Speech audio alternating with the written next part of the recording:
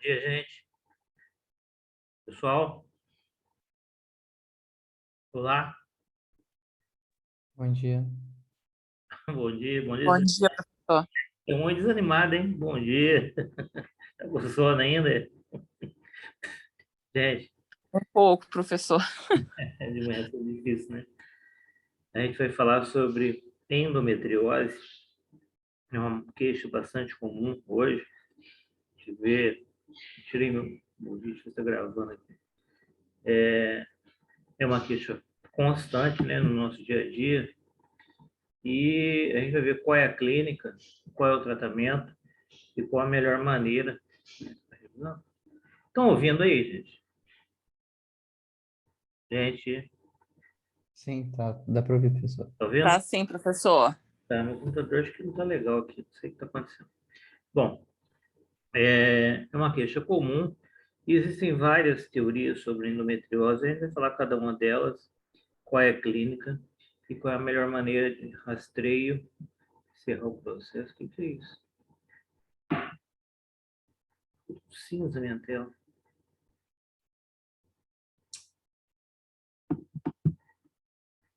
Não tô entendendo. Microsoft não está respondendo.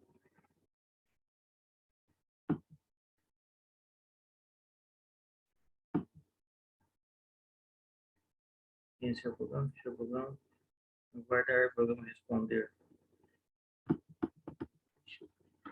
Branco.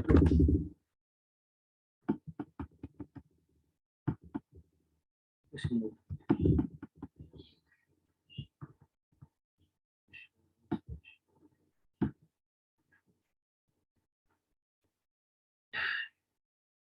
Só um instante, deixa eu pausar aqui, o que está acontecendo no computador. Pausar a gravação. Vamos lá. Vamos lá. A gente vai falar sobre endometriose e doença inflamatória pélvica. Como eu havia dito para vocês, é uma queixa bastante constante hoje em ambulatório de ginecologia. E é uma causa importante de infertilidade, tá? E existem vários níveis de graduação da endometriose que acarreta, eu não sei o porquê, mas segundo a literatura, ela acomete principalmente o ovário esquerdo, o ligamento redondo, o fundo de saco posterior. Quando pega a porção anterior, pode acometer a parte vesical e na porção posterior a parte do intestino. Então a gente vai ver por definição o que é endometriose. É a presença de tecido endometrial, como está no próprio slide, glândulas e estromas endometriais em localização extrauterina e é sensível às alterações hormonais. Então, ela pode localizar em qualquer lugar, tanto na região anterior reto-uterina, quanto na região vesical, né, entre o espaço do útero e a bexiga, e também pode acontecer aderência e endometriose intestinal. E é suscetível às variações hormonais. Se esses sítios ectópicos, eles podem se localizar em vários locais na pelve, causando uma dismenorreia intensa. Existem várias formas de apresentação da endometriose e existem também algumas teorias que justificam ou que tentam justificar o porquê da ocorrência dessa patologia. É um distúrbio ginecológico benigno, definido pela presença extrauterina de glândulos endometriais e estromas funcionais implantados em locais onde não deveriam ser encontrados. Então, o endométrio deve estar onde? Dentro do endométrio, o tecido endometrial, e não extrauterino.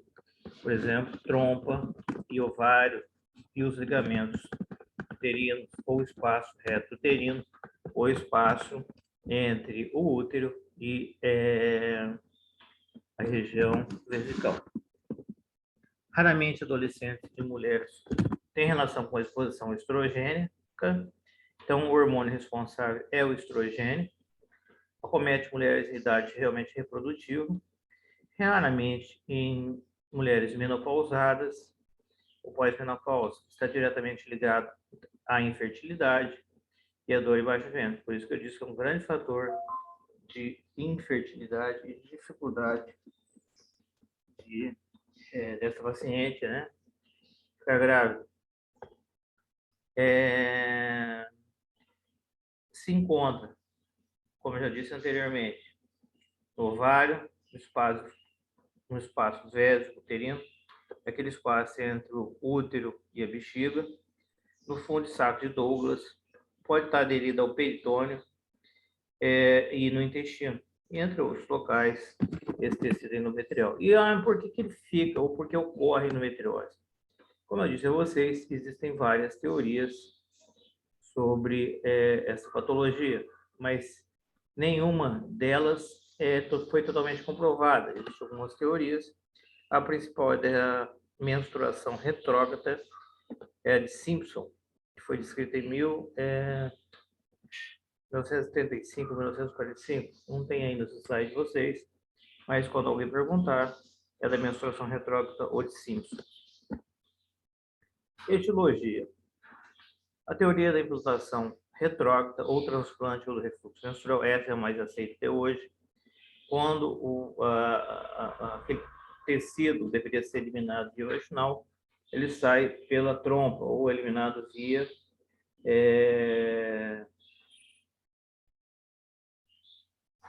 via diferente da qual, né, como se diz, uma menstruação retrógrada, através da trompa, levando o transplante ou o implante desse tecido pelo próprio refluxo.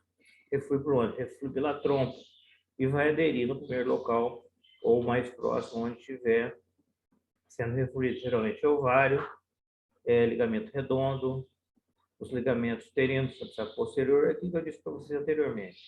E a gente vai falar cada uma teoria dessa aí, e existem várias, mas a principal é a primeira. Teoria imunológica, a teoria da metaplasia celômica ou teorias millerianas de serose, teoria da indução, aí a teoria iatrogênica, por exemplo, você vai fazer uma cirurgia, um procedimento cirúrgico, vamos supor que seja uma cesariana, a compressa que você limpa, você retira a placenta, faz uma limpeza na cavidade uterina e, posteriormente, você despreza aquela compressa, você tira aquilo daquela região, né, aquele material, e deixa fora dessa região para que não contamine outras áreas, que você pode levar não a endometriose somente, você pode levar uma adenomiose. O que é adenomiose? É presença de tecido endometrial em local anormal, ou seja, é presença de tecido endometrial onde não deveria haver, por exemplo, miometro. Isso é uma adenomiose. Então, eu teria iatrogênica. E tem a teoria também da disseminação linfática. A gente vai falar um a um. Então, a teoria da menstruação retrógrada, vou puxar aqui para ficar igual no slide, ou da implantação, foi proposta por Simpson. Ele afirma que durante o ciclo menstrual, parte do conteúdo de células endometriais viáveis poderia refluir pelas trompas uterinas, ao invés de sair pela vagina, permitindo assim a implantação dessas células na cavidade peritoneal. Então, ela reflui pelas trompas e implanta na cavidade peritoneal os órgãos, a gente já disse. A outra teoria é chamada teoria imunológica. Isso está no Novak, tá? Se tiver curiosidade de ver, pode ter a página no finalzinho da aula. São células que deveriam agir removendo as células endometriais dos locais atípicos. Então, a célula imunológica, quais são as células do meu sistema imunológico? São todas aquelas células macrófagos, leucócitos, os neutrófilos. Eles deveriam proteger o organismo removendo essas células endometriais do local, onde não deveria haver célula endometrial. E, ao invés disso, ao invés de proteger a cavidade peritoneal, os implantes, os macrófagos leucócitos estimulam sua adesão e o crescimento, secretando citocinas e fatores de crescimento. E esses fatores de crescimento proporcionam implante, né, desse material no local onde não deveria existir. A teoria milleriana a teoria diz que restos embrionários remanescentes dos ductos de Miller, por uma reação inflamatória, aumenta os níveis de interleucina 6, interleucina 8, fator alfa e fator de necrose tumoral.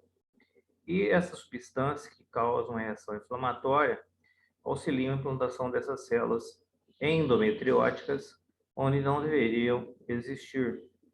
Com isso, eu vou ter um implante ali de tecido endometrial, levando a chamada endometriose. E, em alguns casos, ele se torna um pouquinho maior, a gente dá o nome de endometrioma. E a gente vai ver como é que se faz diagnóstico, como é que trata, como é que melhora. Existem alguns medicamentos modernos que melhoram a dismenorreia. Entretanto, não diminui, não vão fazer desaparecer a endometriose. Vou ter que mandar mexer nele. Vou ficar na mão. Teoria celômica. O peritônio é uma membrana, como todos vocês sabem, que deriva do celoma. É um tecido embrionário que origem da cavidade abdominal e torácica. Então, ele recobre toda a cavidade embrionária, originante da cavidade abdominal e torácica. E ele é derivado do epitélio celômico. A teoria celômica sugere que essas células, por estímulo hormonal, processos infecciosos de repetição, pode se diferenciar em células do endométrio e causar endometriose. Também explicaria casos raros de aparecimento de endometriose no pulmão em homens que ingeriram grande quantidade de estrogênio. Então, a teoria celômica na verdade, a endometriose, responsável principal pelo aparecimento dela é o próprio estrogênio. Pela menopausa, o paciente não tem queixa, não tem que ensinar. Mas se eu fizer uma esterectomia, por exemplo, total abdominal, retirar os ovários, retirar as trompas, retirar tudo. Se ele entra na menopausa precoce, né? Ele não quer isso, quer tratar. Tem tratamento? Tem tratamento. A gente vai ver qual é o tratamento. Na grande maioria dos casos, flui e dá certo. E em alguns casos, ela não é que dá certo, ela retorna, ela não regride 100%. Então, ela poderá ter novamente, ficar boa por um tempo, depois não vai ter problema. E o principal problema dela, além da dor, é a infertilidade. A teoria da indução, ou teoria de células-tronco, sugere que essas células TOT potenciais endometriais da camada basal do endométrio seriam transportadas via menstruação retrógrada, disseminando o tecido endometrial via vascular e via linfática. Então, além de refluir pela trompa, essa teoria diz que pode refluir via endometrial, tem um erro aí, via endometrial, via pela corrente sanguínea e via linfática, segundo. E são apenas teorias, nada comprovado 100%. A mais aceita é a primeira que a gente disse lá, tá? De cima, a da menstruação retrógrada. E androgênica, eu já disse para vocês anteriormente, mulheres que passaram por procedimentos ginecológicos, tais como videolaparoscopia, cesariana, área de episiotomia, onde sai tecido endometrial, onde sai a placenta, pode ter tecido, contém aquele sangue, tem tecido endometrial. Então, se você fizer um corte, você pode fazer uma iatrogenia, um implante de tecido endometrial, e tem chance, né, de desenvolver a endometriose, principalmente naquela região onde você fez episo, na região da cicatriz. Hoje todos vocês sabem que episiotomia é condenada, é uma agressão obstétrica. Então, no parto humanizado, não se faz mais episiotomia. Se bem que muitas vezes a episiotomia melhora a saída, né? Na verdade, a episiotomia para ampliar o trajeto e a saída do feto. E às vezes, se você não faz episiotomia, ocorre grande laceração perineal, você vai ter destruição de tecido perineal. Às vezes você gastar 10 minutos fechando uma episo, você vai gastar 1 hora lá suturando aquela parte que foi, como vou dizer, lacerou, né? Ocorreu laceração aqui, a gente tem que suturar, senão vai ficar sangrando aqui. E quem garante que ali você não está levando também tecido endometrial, né? Mas a episomia é considerada uma iatrogenia. Então, de rotina não se faz episiotomia. A teoria da disseminação linfática é vista, né, em necrópsias de mulheres que tiveram ou têm endometriose, em torno de 25%, apresentam linfonodos positivos pélvicos para essa doença, surgindo que o sistema linfático pode ser uma importante maneira de disseminação da doença para outros focos. Então, via linfática, a gente já falou ali atrás, pode sim ocorrer disseminação hematogênica, mas também tem de ser uma só, mas estão em duas, estão separadas, como no livro. Isso é feito em biópsia, vai procurar em alguns linfonodos, e 29% dessas pacientes que tiverem endometriose apresentam linfonodo pélvico positivo para a doença. Então, de disseminação linfática, onde que existe linfonódio? No organismo inteiro, né? Desde a região cervical até mediastino médio, axila, região supra, infraclavicular, mamária. Mas aqui está falando sobre linfonodo pélvico. E pacientes submetidos a biópsia, 29% apresentar linfonodo positivo para a presença de tecido endometrial localizado, ou não deveria existir. Aqui uma lesão, aqui o que é escrito? Lesão que ocorre no ovário, é um endometrioma, um cisto endometrióide. No seu interior tem um líquido espesso e cor negra. Geralmente são focos, né, de coágulo. Então, pegou, passou pela trompa, aderiu ao ovário, são focos. Aí como é que trata isso? O ideal não é você abrir a paciente, fazer uma laparotomia, cortar e retirar esse tecido. Você faz assim, uma videolaparoscopia e você cauteriza esses focos aqui, ó, com bisturi elétrico, cauteriza os focos. Então, seria a cauterização videolaparoscópica. Você destruiria esses implantes. Poderão regredir? Sim, regredirão. Ficará apenas uma cicatriz nessa região aonde o tecido foi implantado. Mas ele poderá novamente ressurgir? Sim. Então, a paciente vai ter um alívio do sintoma em uma determinada época, mas posteriormente poderá novamente manifestar, por exemplo, aqui nessa região onde não existe nenhum tipo de tecido implantado. Então, pode acontecer de aparecer implante novamente de um cisto endometrióide ou de um endometrioma. E a queixa principal é infertilidade e dor. Eu vi que tem 43 no bate-papo, 23 participantes. Eu gostaria que os 43 dessem presença aí, tá? Isso não é, assim, a aula é dada para que vocês assistam, porque tem questão de endometriose na prova. Senão, não estaria aqui falando com o computador sozinho, né? Os sintomas da endometriose incluem principalmente dismenorreia, dor no baixo abdômen e cólica. Pode ocorrer por uma semana ou duas antes do período menstrual e é cíclico. E tem pacientes que têm dor o mês inteiro, por isso que tomam medicação o mês todo. Por exemplo, a dionogesta. Vocês conhecem como um ramo comercial de Caliste, Pia 3D, custa mais ou menos uns R$ 120 a caixa. Dispareunia, né, quando se tem relação, vai ter dor, principalmente no período de penetração, dor, disúria, na verdade, né? Actinese vesical, dor ao evacuar, se tiver tecido endometrial na região do intestino, pode acontecer, de cor escura. O ideal seria fazer uma retossigmoidoscopia para avaliar como está esse tecido endometrial, se por acaso houve, ou se ele foi levado até o intestino. E a dor é principalmente nesse período aqui, ó, no período menstrual. A causa mais comum que as pacientes procuram é a dismenorreia, sempre dor, infertilidade, fadiga, algumas vezes diarreia, intercaladas por constipação intestinal. O implante endometrial pode sim levar a constipação endometrial. A incidência, de maneira geral, varia, né, de 2,5% a 10% na população geral, de 20% a 50% está presente nos casos de infertilidade e dor pélvica crônica. Então, de 20% a 50% dos casos, infertilidade e dor pélvica crônica. Mas a incidência, de maneira geral, é em torno de 10%. Pode chegar a 10%. Os fatores de risco para implante de tecido endometrial.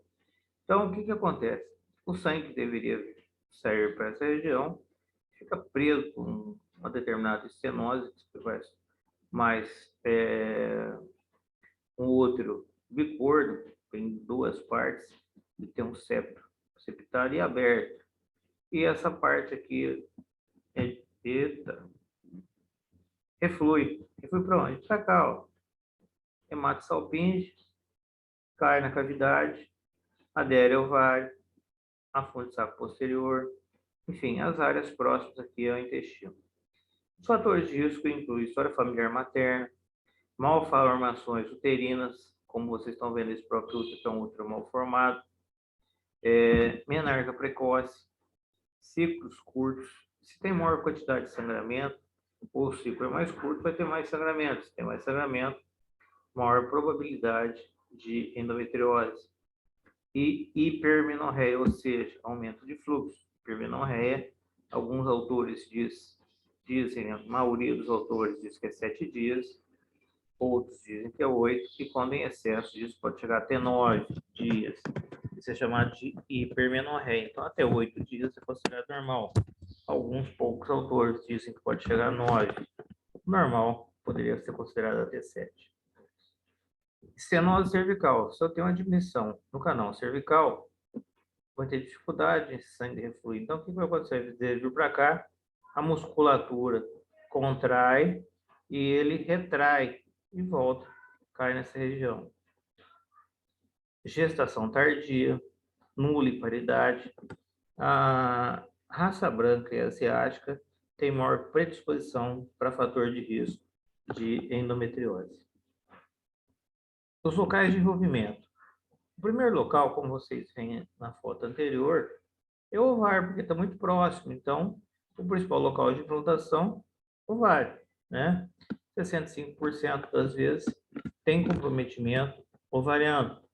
Posteriormente, no fundo do saco posterior, a parte posterior seria essa imagem que precisa de trás. Então, essa aqui é a parte anterior, a parte posterior está atrás.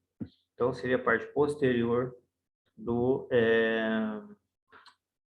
o fundo do saco posterior, né? A parte posterior do útero. Uma grande porcentagem também atinge o ligamento largo, está próximo ao ovário. Os ligamentos útero-sacro, vai atingir trompa. Como eu disse para vocês, pode pegar o sigmoide, então pega o intestino, levando a casos de constipação intestinal e, às vezes, episódios de diarreia. Pode levar a cometer outras regiões, como, por exemplo, o apêndice. Dependendo do grau, pode levar a um processo inflamatório, levando a apendicite. Regiões menos comuns vão incluir a cervice, vagina, o septo reto-vaginal, o seco, o ilho, o canal inguinal, as cicatrizes abdominais, peritoneais, ureter, bexiga e umbigo. Então, o implante endometrial pode ocorrer em qualquer área dessas aí. Aqui, novamente, foi visto de maneira posterior, né? Você tem o fundo de saco de Douglas, o fundo de saco posterior, aqui o ovário, a trompa e um implante que começa aqui e vem depois para o fundo de saco posterior, aderindo tudo isso aqui. Quando a gente abre, a gente tem uma coloração escura, meio que achocolatada, e ela vai variando e mudando de cor. O ovário está aumentando de volume, ele muda de chocolatado para avermelhado, pode ficar branco, mas vai ver mais para frente. Então, ele vai alterando a cor. Mas a cor mais comum é a achocolatada e a castanhada. Aqui é o exame, um toque, né, genital. O paciente reclama de dor, você mobiliza o colo uterino, fundo de saco de Douglas, chamado gleto de Douglas, e palpa o anexo. Se você jogar para a esquerda, vai doer o ovário esquerdo, se é comprometimento ovariano, ou anexo esquerdo, idem para o ovário direito, né? Então, o paciente reclama de dor nessa região, ao toque. E os implantes? Pode ocorrer em qualquer parte, como eu disse para vocês, pode ocorrer na região vaginal, entre a bexiga e o útero, no reto, né, no sigmoide, no intestino, no abdômen, na parede pélvica, então, nos epíplons, e a cor é escura, é um marrom meio que achocolatado, meio que preto, como vocês viram ali, e que vai mudando de cor com o passar do tempo. Aqui uma endometriose, novamente, o útero, né, cheio de aderência, são aderências, isso aqui pélvico, cheio de aderência, a parte de epíplon, aqui a vascularização causada pela própria tecido endometrial, que regurgitou aqui. Aqui é uma vista posterior, o fundo de saco posterior, que está melhorando um pouquinho, está anterior, posterior. Posterior, ó, a trompa, o ligamento uterovárico aqui, o ovário, cheio de aderência, e o tecido vai caindo, vai colando aqui, vai grudando, vai ficar de cor enegrecida. Aqui a parte anterior é onde tem a bexiga, ele pode invadir o espaço vesical também. Aqui um pouquinho mais escuro, uma foto mais clara, mais antiga, cheio de aderência pélvica, em consequência de implante endometrial nessa região, e um útero aqui pequeno, tamanho normal, né? Não dá para a gente ver o ligamento redondo. O ligamento redondo estaria aqui na frente, não dá para ver, nem aqui, tá? Mas ele acomete qualquer região. Aqui novamente, ó, a cor, alguma coisa assim, mas não aqui não. A cor é enegrecida, escura, né? E depois ele vai sofrendo implante nas regiões próximas. Pode se tornar de cor branca, modificar a cor? Pode. Aqui, ó, tecido escuro, achocolatado, preso aonde? O ovário, teria da regurgitação. Aqui houve implante, um pouco de aderência nessa região. Aqui, novamente, entre o espaço vesical e o espaço uterino. Aqui de cor escura, ele vai se tornando meio acastanhada, vai se tornando meio mais esbranquiçado com o passar do tempo. E os implantes de tecido endometrial localizado. A cor achocolatada, aqui um ovário, na verdade seria um cisto de ovário, né? Ele regurgitou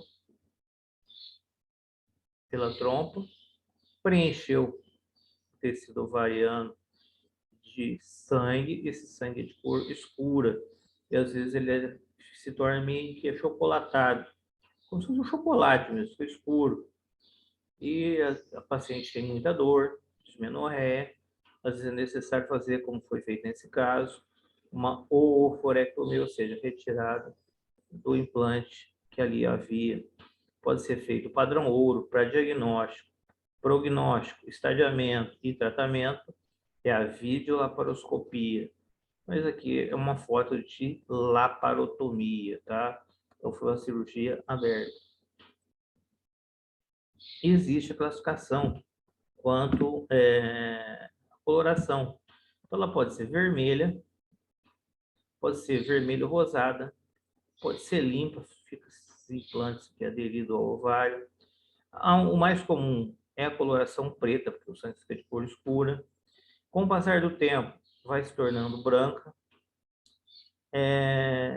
Aqui, aderido, né, parte peritoneal, grudou ao ovário e à trompa. Com o passar do tempo, ela vai mudando de cor, como eu disse, fica marrom tendendo a um amarelo, ou ainda azulado tendendo a acastanhado, ou a cor marrom. Então, existem várias colorações e a classificação mais comum é essa aqui, é o que a gente mais vê, é a cor escura e preta. Ah, mas como é? Eu posso retirar o ovário inteiro? Às vezes não é necessário. Faz sua ressecção em cunha aqui para manter o ovário da paciente, retira metade. Quase não se faz mais ressecção em cunha. Mas se o paciente tiver necessidade de gestar, estiver localizado apenas nessa região, você avaliou macroscopicamente, você não viu nada.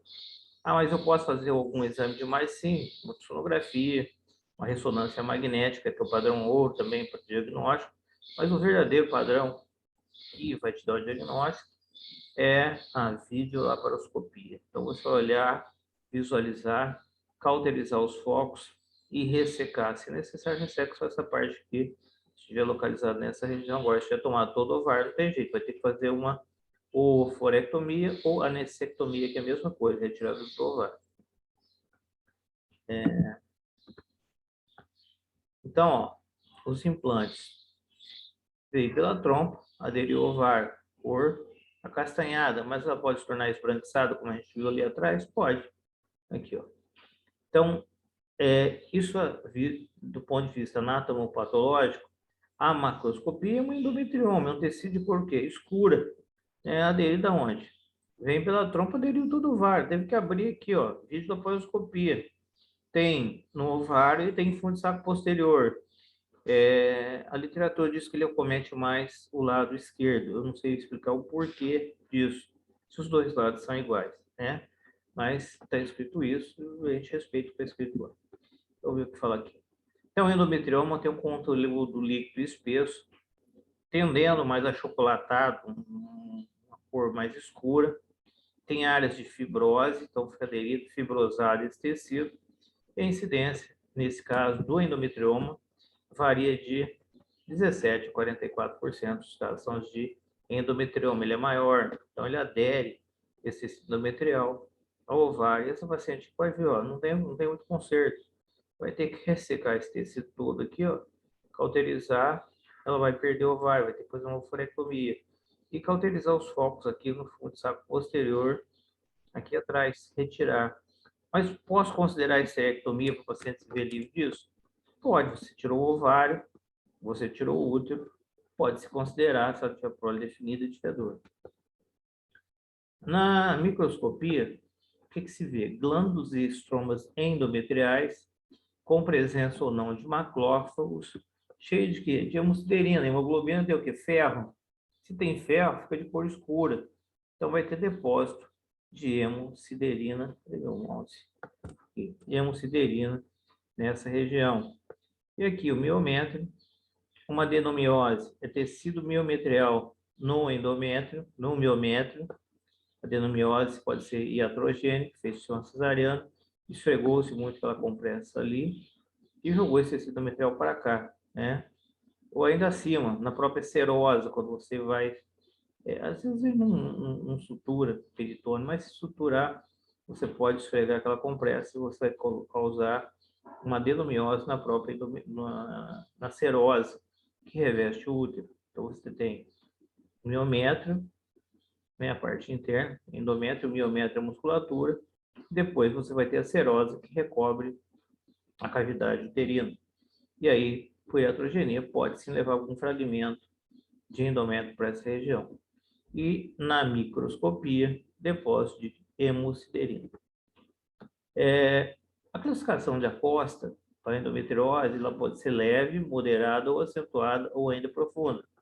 As lesões leves são lesões disseminadas, superficiais, com raros implantes ovarianos, peritoneais, não tem cicatriz. Pode haver aderência periovariana e peritubária, mas são discretas. Então, pode ser leve sim. Tratamento, cauterização dos focos. Pode ser moderada? Pode. Se for moderada, abrange os dois ovários. Várias lesões superficiais, com formação de cicatriz, retração em pequenos endometriomas, aderências periovarianas mínimas ou implantes peritoneais, fundo de saco posterior e algumas aderências peritoneais. E a dor, quanto mais é o grau de tecido endometrial no local onde não deveria ter, a dor aumenta. Pode ser acentuada ou profunda, sim, quando esse endometrioma tem mais de 5 milímetros de extensão. Ele pode atingir a camada muscular daquele músculo, né, afetado. As aderências são espessas, com envolvimento do ovário, trompa, fundo de saco posterior, intestino e bexiga. Então, quanto maior o grau de profundidade, maior quantidade de tecido, mais grave é o quadro. É só lembrar que a classificação de Acosta diz que ela pode ser leve, moderada, acentuada. Se for leve, é mais tranquilo, mas tem dor, sim. Moderada, tem que tratar. Todas elas tem que tratar. Mas se for profunda, o quadro é pior, porque pega fundo de saco, os ovários, as trompas, intestino e aparelho urinário. O quadro clínico mais comum é dismenorreia, de caráter progressivo, difuso e forte, vai irradiar para a região pélvica e leva à infertilidade. A dispareunia envolve fundo de saco posterior e o septo reto-vaginal. O diagnóstico pode ser invasivo ou não invasivo. O invasivo é cirúrgico. Quando eu vou fazer isso? Invasivo. O padrão invasivo, o ideal é a videolaparoscopia. É invasivo, mas não é tão invasivo. Por quê? Porque você fazer uma laparotomia para fazer diagnóstico de endometriose, se não for endometriose, bom, não for, eu vou ver também. Mas o padrão ouro é a videolaparoscopia, tá? E o não invasivo é através de imagem. Quando? Quando o quadro da paciente merecer uma investigação. Eu vou falar com a paciente e ela vai tratar. Ontem eu atendi uma paciente que falou que tem endometriose desde 2007. Tem 13, 14, 15 anos. Já teve por um tratamento ontem, que estava com constipação intestinal, cheio de foco de endometriose. Eu mandei para o gastro. Para quê? Porque ali não tinha proctologista. Ele vai fazer uma retossigmoidoscopia e vai ver se aquilo realmente tem algum outro tipo de tecido ali, né? Vai biopsiar se for necessário. Ou se é só endometriose no seco, no intestino, no reto. Eu peguei a enfermeira e examinei, mas lá tinha uma ressonância de 5 anos atrás, já dizendo que ela havia foco de endometriose ovariana, fundo de saco posterior, trompa e ligamento, omiti os ligamentos, ligamento redondo e a região vesical. Então, provavelmente tem invasão intestinal. Eu falei, não é você que trata? Eu falei, não. Pedir exame a gente pede. Agora, a gente vai encaminhar a senhora, poderia encaminhar a senhora para um proctologista ou um gastroenterologista que faz endoscopia muito bem. Eu dou o nome, vou falar o nome da pessoa para a senhora e a senhora pode procurar. A senhora pode, tanto via pública quanto particular, a pessoa vai atender a senhora e vai dar o diagnóstico se realmente tem endometriose intestinal. Os marcadores principais não é que sejam específicos. O CA-125 é um marcador, né, tumoral, mas ele é um marcador inespecífico, porque ele está aumentado também no tumor de ovário. Então, o tumor de ovário pode estar aumentado. E é dosado no primeiro, segundo, terceiro dia do ciclo. E ele é positivo, vai estar acima de 100 unidades por ml. Geralmente ele já é positivo acima de 50 unidades. Para endometriose, a gente considera acima de 100 unidades por ml. Essa proteína é SA-amiloide, então proteína SA-amiloide, 50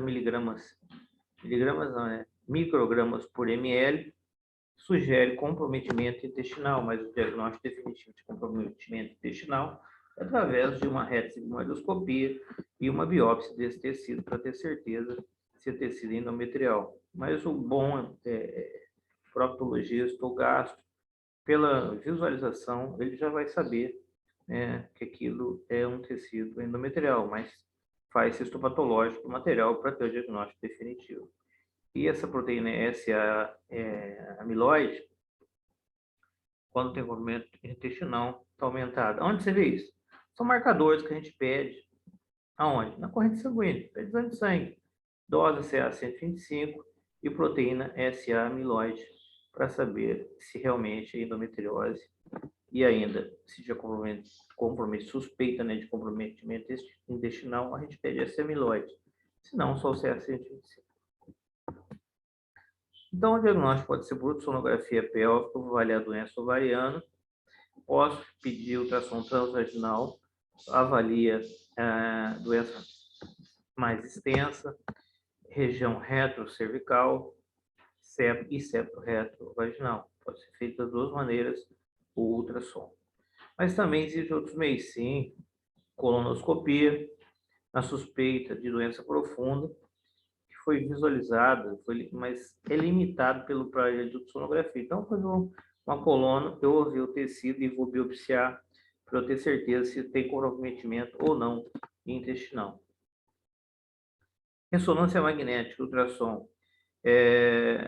Quando tem uma limitação pela ultrassonografia, a gente pede ressonância magnética. Dá para avaliar doença ovariana e, se as condições permitir, também dá para distinguir as camadas intestinais e a lesão propriamente dita. Então, se faz uma ressonância magnética para avaliar o quadro.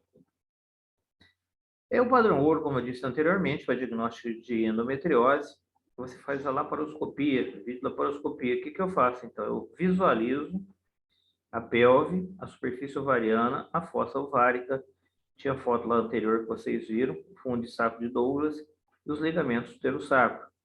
E essa videolaparoscopia vai me dar o diagnóstico, eu vou fazer uma biópsia desse tecido, então eu vou ter um anátomo patológico e eu vou classificar em leve, moderado ou grave, né? Então eu tenho estadiamento. E o prognóstico e o próprio tratamento. Se for leve, dá para se fazer cauterização dos focos. Se ela cometeu todo o ovário, não tem jeito, eu vou ter que retirar o ovário, vou fazer uma oforectomia. Se ela comprometeu o ligamento largo, fundo do saco posterior, e der para retirar pela videolaparoscopia, retira-se por videolaparoscopia, além do tratamento medicamentoso que pode ser instituído. Então, padrão ouro para a endometriose ainda é a videolaparoscopia.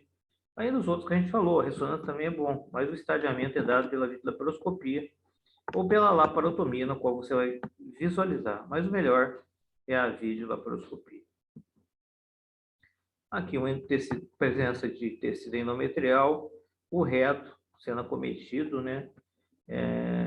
Na sua porção interna e foco de endometriose, se exteriorizando e aderindo aqui a outra lesão vermelha, roxeada, castanhada, que vai mudando de cor, fica branca às vezes com o passar do tempo, que já de cor escura, achocolatado, e vai se disseminando com o tempo. Isso aqui acomete, como eu disse para vocês, essa senhora disse que tinha 14 anos, que ela fez o diagnóstico, mas não procurou tratar, que parece intestino, né, parte de intestino aderido aqui, tá? Então, ela, depois de 14 anos de procurar tratamento, vocês acham que ela vai conseguir? É leve, moderada ou grave? Ela deve ser acentuada. Eu não falei isso para ela, eu vi o resultado da ressonância de 4 anos atrás e encaminhei para tratamento. No último caso, vou fazer uma esterectomia ou forectomia bilateral nela para aliviar a sintomatologia. Agora, os focos intestinais, se tentar cauterizar isso aqui, pode perfurar o intestino da paciente, dependendo. Pega a serosa só e às vezes compromete alguma outra camada. Então pode ter problema, por isso que dá constipação intestinal e às vezes pode dar diarreia. Aqui novamente, videolaparoscopia, foco de endometriose aqui, ó.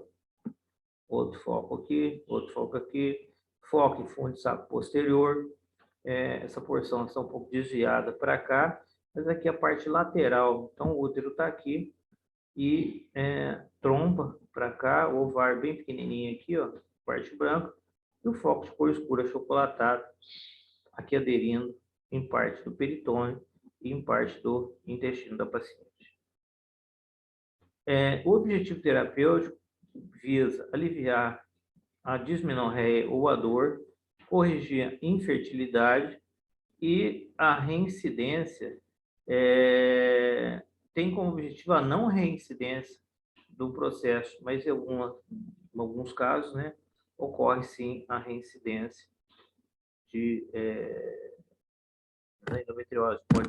Vai continuar, a trompa vai ficar ali, a não ser que retire tudo, ou retire daquele lado e não reflua do outro. Aí não tem reincidência, mas tem grande probabilidade de reincidência sim. O tratamento pode ser expectante, vou tomar esse medicamento aqui e está torto aqui, que é cirúrgico. Não sei, está grande. Então, é expectante clínico, eu vou tratar, vou passar um medicamento para ela, cirúrgico, ou eu faço clínica para regredir, dou um medicamento para regredir o foco, depois eu faço um procedimento cirúrgico, vídeo laparoscópico, ou abro essa paciente. Os medicamentos mais utilizados são o acetato de medroxiprogesterona de 3 em 3 meses, são 150 miligramas, faz um repouso endometrial, deixa esse endométrio fino, então não vai ter sangramento, então vai diminuir. A dionogesta tem o Alurene, tem Caliche, tem vários medicamentos aí à base de dionogesta que são usados de maneira rotineira e diária para aliviar os sintomas desse paciente.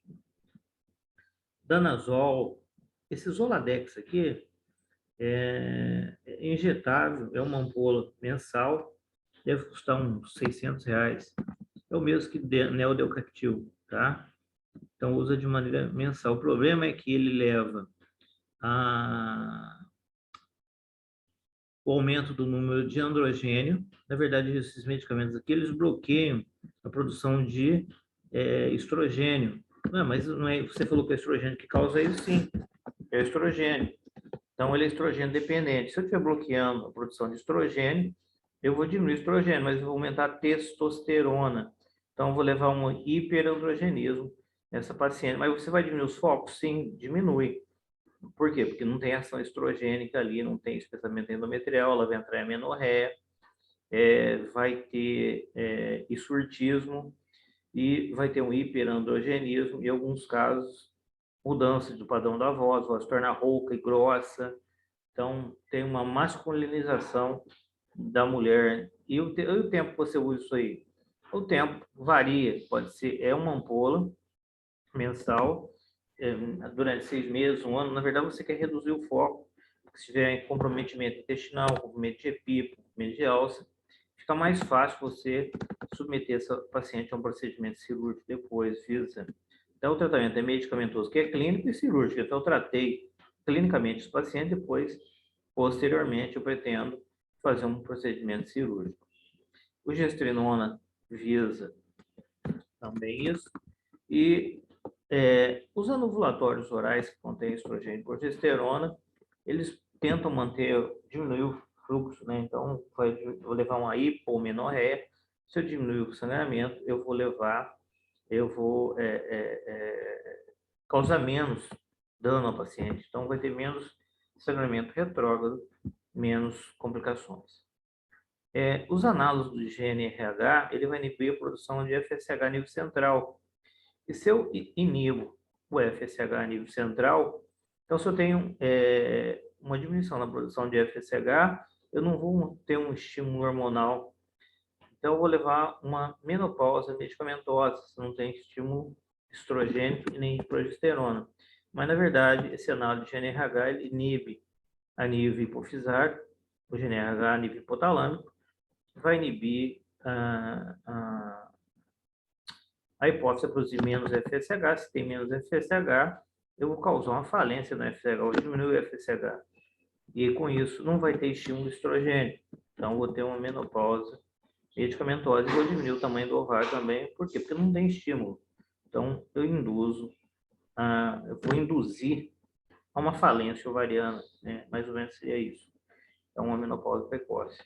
O RU488 também. Então, todos esses medicamentos, eles visam, basicamente, diminuir a produção de estrogênio para que o ovário não cresça e que não haja sangramento ou diminua o sangramento, para aliviar a sintomatologia e, posteriormente, uma abordagem cirúrgica, se for o caso.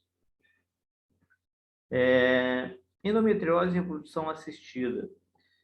Então, contorna a patologia pélvica associada à endometriose. Então, pode ser feito. Retira os gametas de um ambiente potencialmente hostil. Se esses gametas forem viáveis, lembrar que o hormônio, para saber se eu tenho condições de retirar essa célula para que haja uma fertilização, é o hormônio antimileriano, para eu poder fazer o procedimento, né? Porque se não tem reserva ovariana, não vai resolver. Então, dosa hormônio antimileriano, faz ultrassom, vê o tamanho do ovário, vê a localização dos focos e retira esse dígito por ultrassom e faz fertilização assistida. O objetivo principal, acho que tem coisa aqui em cima, da endometriose. O objetivo principal é tratar, aliviar a dor. Então, o tratamento alivia a dor com o quê? Analgésico, anti-inflamatório, contraceptivo. O que ele faz? Repouso ovariano. Ele faz repouso ovariano, diminui a produção de estrogênio e progesterona, levam a hipomenorreia. Agora, para tratar a infertilidade, se os focos forem, se for, eu falei que ele pode ser leve, moderado ou grave. Se for um foco de moderado para grave, o tratamento não tem jeito, o tratamento tem que ser cirúrgico, ou laparoscópica, ou laparotomia. Mas eu posso associar, além disso aqui, os outros medicamentos que bloqueiam a produção de estrogênio, como a gente viu lá, o Neodecaptil, o Zoladex, a gestrinona, o 4,8. Sim, a gente pode, porque a gente quer diminuir a produção de estrogênio. Vamos, computador? Está com preguiça. Então, como é que eu faço? Eu tenho que fazer o diagnóstico. Ultrassonografia positivo, sim, tem endometriose. Dosei CA 125, deu mais de 100 mil unidades por ml. Aí, o que eu vou fazer? Eu já fiz o diagnóstico e tratamento. Pode ser a cirurgia ou pode ser clínico, ou associar os dois, cirúrgico e clínico. Lembrar que o padrão ouro sempre é a videolaparoscopia, porque eu posso fazer o diagnóstico, o estadiamento e dar o prognóstico para essa paciente e vou cauterizar os focos dessa paciente. Na verdade, eu vou retirar, né? Cauterização está retirando os focos. Ah, mas ela pode vir a ter novamente? Sim, pode. Ah, se comprometeu todo o ovário que evoluiu, eu vou ter que tirar o ovário, tem jeito, né? Então, faço até uma oforectomia se for necessário. O procedimento cirúrgico, eu vou ressecar aquele tecido, vou coagular e, através dessa coagulação, a vaporização desses focos e soltar as aderências, se por acaso houver. Se a paciente tiver 40 anos, prole definida, não quer ter mais filho, tem 3 ou 4 filhos, considerar esterectomia. E a clínica que a paciente vai ter é menopausa, porque geralmente afeta os ovários, você vai ter que mexer no ovário. Se você mexer no ovário, você vai levar a uma menopausa, e às vezes tem um comprometimento dos 2 ovários. Então não tem jeito, você tem que tirar os dois, fazer uma forectomia bilateral e vai levar a uma menopausa dessa paciente. O tratamento, então, a finalidade e o objetivo principal do tratamento da endometriose. Tratamento, a finalidade, diminuir a dor, diminuir os sintomas, aliviar, reduzir a dor, diminuir o tamanho dos implantes, então cauteriza os implantes dos focos, reverter ou limitar a progressão da doença, preservar e restaurar a fertilidade, evitar ou adiar a recorrência da doença. O tratamento pode ser clínico nas formas brandas, como eu já falei para vocês, medicamentoso. Pode ser feito com anticoncepcional oral ou injetável, no caso do injetável, acetato de hidroxorresterona, que leva uma amenorreia por um período de 3 meses, então vai ter 3 meses sem sangramento, 3 meses sem dor. 150 mg de 3 em 3 meses, acetato de hidroxorresterona intramuscular, funciona como contraceptivo também. E tem um consenso entre o que fazer e o que não fazer, ou não fazer nada, já que a doença pode ser evolutiva. Se eu não fizer nada, ela vai evoluir. Cada vez eu vou ter mais implante naquela região.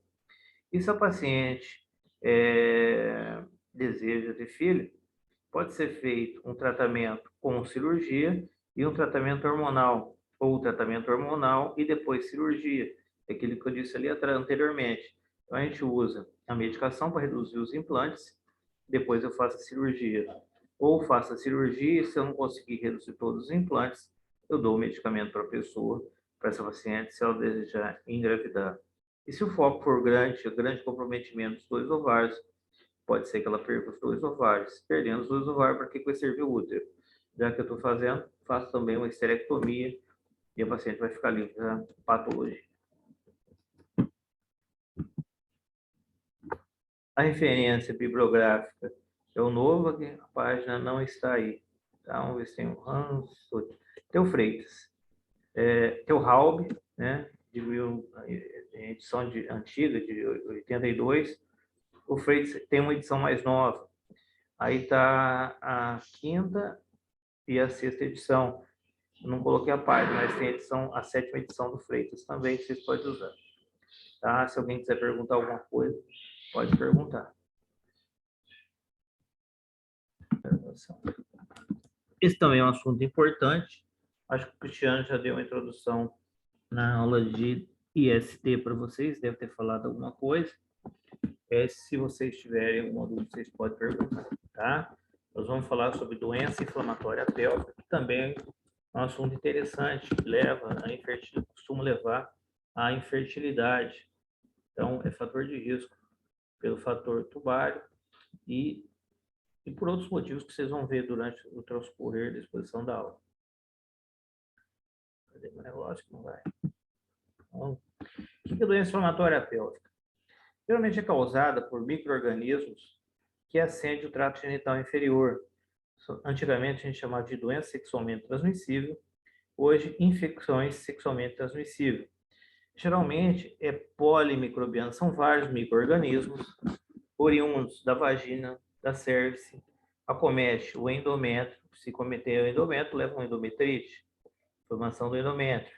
Quando acomete a trompa, leva a uma salpingite, aí vai ter o fator tubário, levando a uma estenose tubária, uma diminuição da luz da trompa. Essa diminuição da luz da trompa pode se tornar um fator de risco para, por exemplo, prenise ectópica ou ainda para infertilidade. Quando acomete o ovário, leva um abscesso tubo-ovariano, o paciente pode ter febre, dor intensa na localização dos anexos, dor à palpação. Se pega a superfície peritoneal ou se atinge, passou a trompa, passou o ovário e atingiu o peritônio, dor em fundo de saco de Douglas, dispareunia intensa e superfícies contíguas ao peritônio, tais como o fígado e a cápsula hepática, e além disso, o diafragma. Vai levar uma patologia chamada lesão em corda de violino. O principal agente etiológico é a clamídia trachomatis, que causa uma síndrome chamada de síndrome de Fitz-Hughes-Curtis. Tem para frente aí, depois vocês vão ver como se escreve esse nome, tá? E é um fator de infertilidade. A gente, às vezes, eu tenho diminuído o número de cirurgias, mas quando eu operava mais pacientes graves, né, eu diminuí, mas quando eu era mais novo eu gostava muito de operar. Não é que eu não gosto, mas eu diminuí o número de cirurgia. Eu tive oportunidade de ver várias vezes aderência ou lesão em corda de violino por infecções abdominais, principalmente por clamídia, é o principal agente etiológico, seguido da Neisseria. Então, você vai ter cavidade virtual, canal vaginal, o colo, parte da superfície interna, o endométrio. Se a bactéria, geralmente a bactéria ela não é flagelada, mas ela tem que ter algum micro-organismo para levá-la aqui para cima. E o principal micro-organismo, o vetor, na verdade, que leva a bactéria para cá, é o tricomonas, se ela tiver tricomonas, e o espermatozoide. Então, ela pega uma carona aqui, a bactéria, e ó, vai embora. Atingiu o endométrio, a endometrite. Pegou a trompa, uma salpingite, né? Ou pegou o ovário, pode ter um abscesso, tubo ovariano. Então, vai inflamar isso aqui tudo. Se cair na cavidade peritoneal, uma peritonite. E se pegar estruturas contíguas, tais como cápsula hepática, aquela síndrome que eu falei para vocês, que é causada pela clamídia, e é uma lesão em corda de violino, fica como se fosse umas linhazinhas assim, uns fiozinhos branco, às vezes meio que amarelado, purulento, pendurado e aderido ali entre o fígado, o intestino e o diafragma e a cápsula hepática. A gente desfaz aquilo, retira, resseca com a própria mão. Tem que tomar cuidado para não desserosar as alças intestinais, porque às vezes está tudo colado na alça intestinal e o tecido que a gente tira dali é tecido que contém micro-organismos e aquela como é que fala?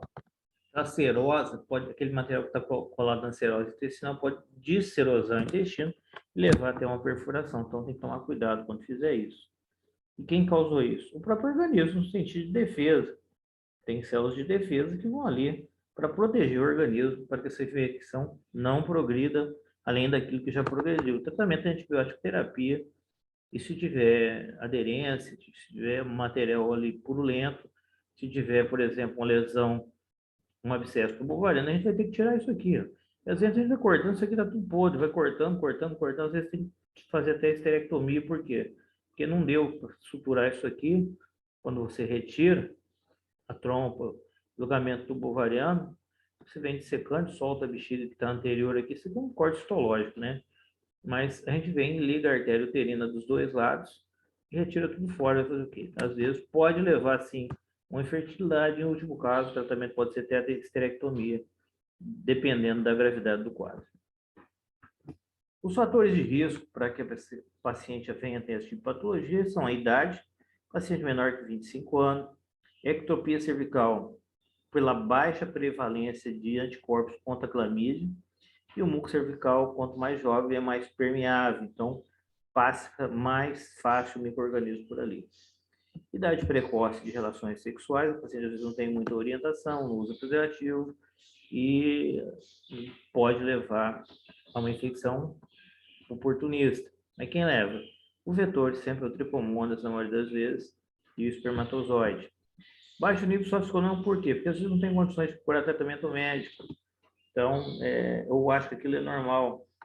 Aí você, tô com problema, não consegui marcar consulta e não tem dinheiro para pagar um especialista ou um médico para fazer diagnóstico. Às vezes pede algum exame, não consegue fazer o exame.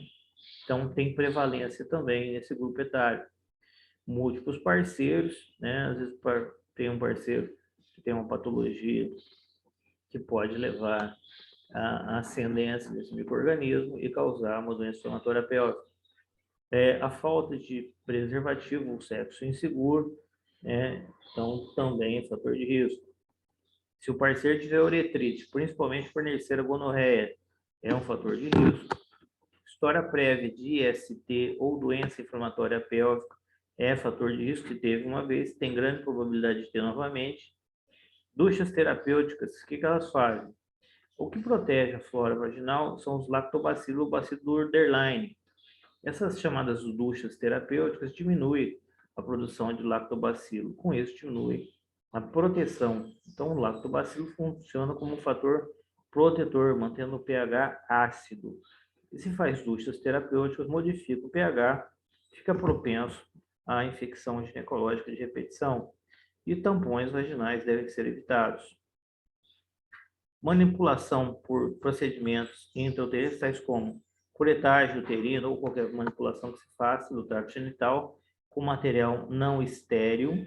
Então, se usar um material qualquer, como eu não falei para vocês, eu falei para a turma do oitavo período. Depois, quando a gente aula prática, a gente comenta sobre o assunto. Então, qualquer manipulação nessa região pode levar a uma infecção ascendente. A bactéria fica ali e depois vai colonizar, levando a um problema mais grave. O tabagismo funciona como agente imunossupressor, o alcoolismo também, e drogas ilícitas funcionam como cofatores imunossupressores. Então, tendem, né, a levar à diminuição da imunidade dessa paciente. Então, em adolescentes jovens, a probabilidade pela cervix imatura, pelo líquido, né, cervical, né, líquido, muco cervical ser menos espesso, tem maior facilidade, então a sua adolescência tem maior probabilidade de adquirir esse tipo de patologia, em torno de 3 vezes mais em relação às senhoras acima de 25 anos. Uma grande parte dos quadros são subclínicos, às vezes a paciente tem um problema e não sabe que está tendo aquilo naquele determinado momento. E um determinado grupo desses 60 que não sabe vai desenvolver doença inflamatória pélvica. Tem uma alta taxa de morbidade, mas a mortalidade é baixa. Então, o paciente tem dor? Sim. Tem uma morbidade elevada. 12% das mulheres ficaram inférteis após o primeiro episódio de doença inflamatória pélvica. Por que vai ficar infértil? Porque obstrui a trompa, teve fator tubário, teve lesão endometrial, teve fator ovariano, então 12% infertilidade após o primeiro episódio, né? Então, após um episódio, 12%. Após 2 episódios, 25%. Aí, se teve mais de 2 episódios de doença inflamatória pélvica, a probabilidade é acima de 50% após 3 episódios ou mais de 3 episódios. Então, está tendo um problema de repetição constante e não está sabendo tratar ou não está tratando. Tratou, melhorou, foi na farmácia, comprou um remedinho, não quis ir no médico. Ah, agora está bem, daí a pouco aparece tudo de novo. Ah, melhorou, voltou de novo, melhorou, voltou de novo. Então, a probabilidade de infertilidade nesses casos se torna maior. O certo é procurar um especialista e ver o que está acontecendo.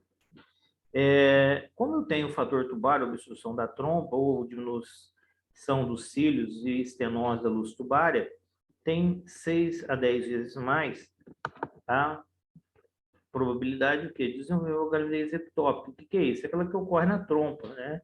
Ou fora dela, então não está na cavidade uterina, não está no útero, é ectópica. Pode ser extra-uterino. Então, tem grande chance de ter uma gravidez ectópica.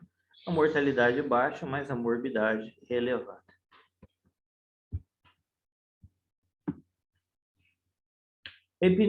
Epidemiologia. Afeta mais de 1 milhão de mulheres por ano. 20 a 30% são adolescentes pela cervix imatura, pelo comportamento de risco de grupo, né, como a gente disse lá atrás, vocês viram. Esses métodos de barreira impedem a ascensão, funcionam como fator de proteção. O uso de contraceptivo hormonal deixa um pouco mais espesso, dificultando a ascensão desses micro-organismos e não vai deixar passar nenhum espermatozoide e nem tricomonas, então não vai carrear, funciona como fator protetor desse endométrio. O DIU não medicado é um fator de risco, não tem nenhum efeito protetor. Ele vai ficar irritando o endométrio aqui e vai aumentar o sangramento. Então, ele não funciona como protetor. Protege, sim, de infecção, mas ele também é um fator de risco para prenise ectópica, que é aquela que ocorre nessa região, principalmente na trompa, mas pode ocorrer ovariana, pode ocorrer prenise abdominal também, tá? O fator de risco aqui, ó, tem um espermatozoide, o tampão mucoso que protege, e o espermatozoide, se ele tiver espesso, esse tampão, não vai passar, mas o micro-organismo pega, assim, uma carona, né? Então, se por acaso passar, ele pega uma carona aqui, ó, vai embora lá para cima, e vai causando estrago, né? Até cair aqui dentro da cavidade abdominal e levar a um problema. Aqui uma cervix, é uma ectopia, na verdade.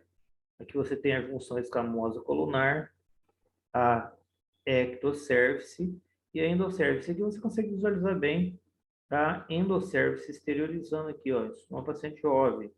Além de uma discreta ectopia, tem a cervice, a ectocervice e a parte interna, que é a endocervice, que é de uma paciente jovem. Defesa natural. Então, tem a flora normal, que dá para os lactobacilos, que eu falei para vocês. Então, os lactobacilos protegem, porque mantém um pH ácido entre 3,8 e 4,2. Então, protege. Por isso que duchas vaginais diminui esses lactobacilos e perde a proteção. Então, o pH fica mais básico, perde a ação protetora. Então, eu tenho alteração no muco cervical. Esse muco cervical com pH ácido funciona como proteção. Quando eu quebro essa barreira protetora, eu tenho grande probabilidade de ter infecção. Nesse período aqui, os lactobacilos estão diminuídos.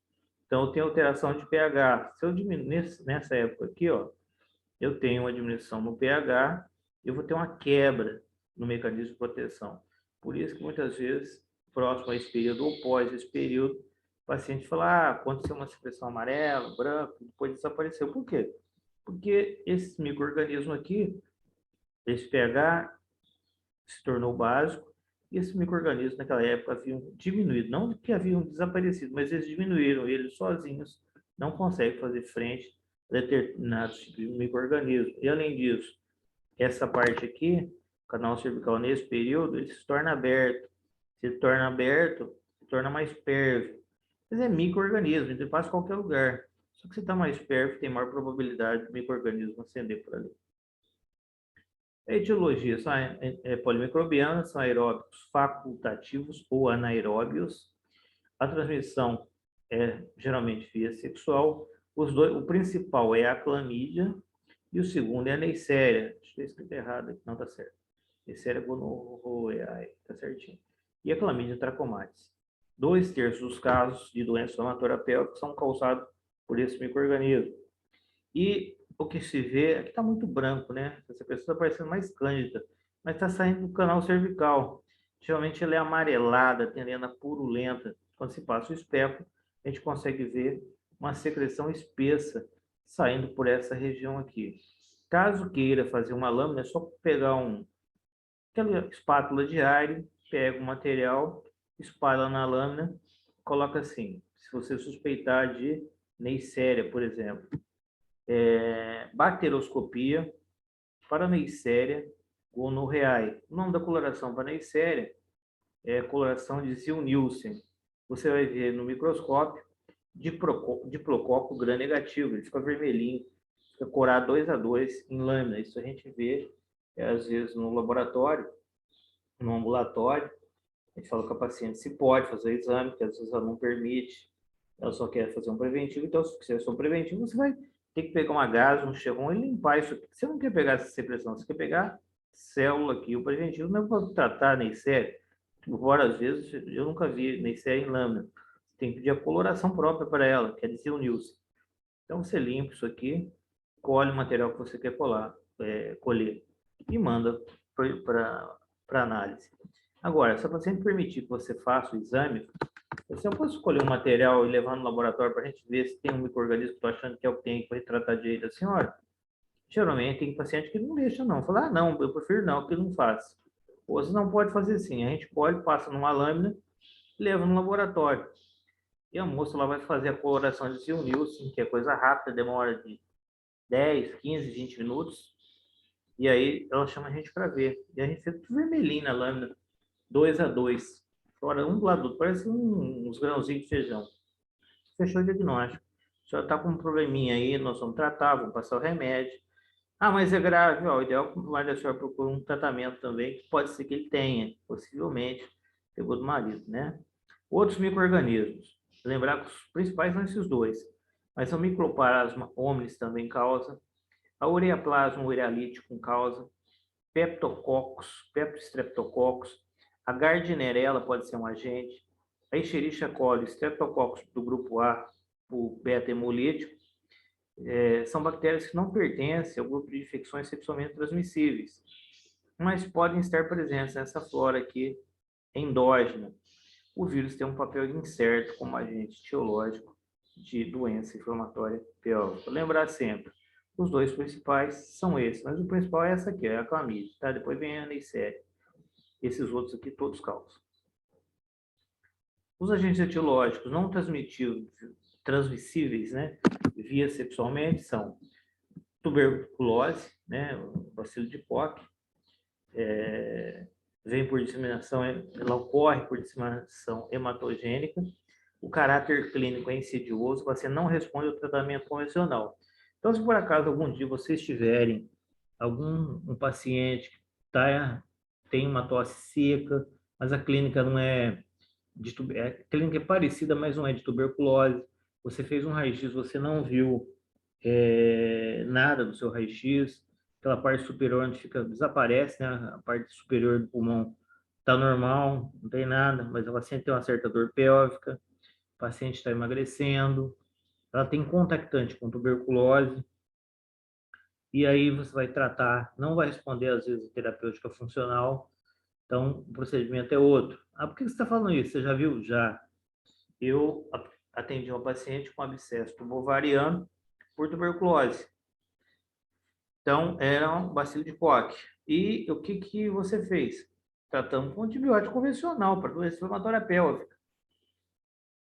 Não adiantou nada. Fez um ultrassom, viu que tinha uma massa no ovário, um pouquinho maior do que o esperado, e dor local, e uma secreção em fundo de saco posterior, tinha pus, visto a sonografia.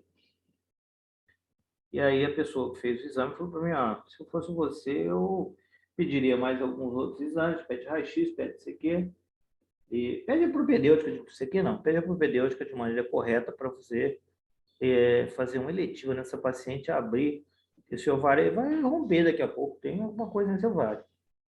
E eu fiz uma laparotomia na paciente, a gente retirou o ovário, ela perdeu parte da trompa, né? O outro ovário estava bom, só tinha pego um ovário, mas ela era muito magrinha. E cirurgia simples de fazer, a gente fez, foi tranquilo, lavou a cavidade, e foi para o histopatológico. E veio tuberculose ovariana. Eu encaminhei para referência, né, fala, é de DST, é de DST mesmo. Tem uma pessoa aí que faz esse tratamento, faz esse serviço, uma colega nossa, o laudo histopatológico, mandei uma cartinha, o histórico da paciente. A paciente tratou adequadamente e depois que ela terminou o tratamento, o peso dela tinha voltado ao normal e ela não tinha mais 38 quilos, sim uns 50 quilos quando eu vi ela pela última vez. Então, era uma tuberculose ovariana e o comportamento é insidioso, incerto. E ela procurou a gente porque ela tinha uma dor pélvica. E a gente internou, fez ultrassom, enfim, resolveu. Agora, quando falar para vocês que a paciente usuária de DIU e apareceu não, tá com doença inflamatória pélvica, e você não achou outra causa, não achou outro micro-organismo, não sabe o que foi, geralmente é um fungo, é o chamado Actinomyces israeli. É comum em pacientes usuários de DIU ter infecção fúngica por esse tipo de fungo, Actinomyces israeli, que pode levar a uma doença inflamatória pélvica. Não necessariamente vai levar, mas pode sim acometer usuários de dispositivo intrauterino. Agentes etiológicos. O HIV positivo tem um papel semelhante a soro negativo.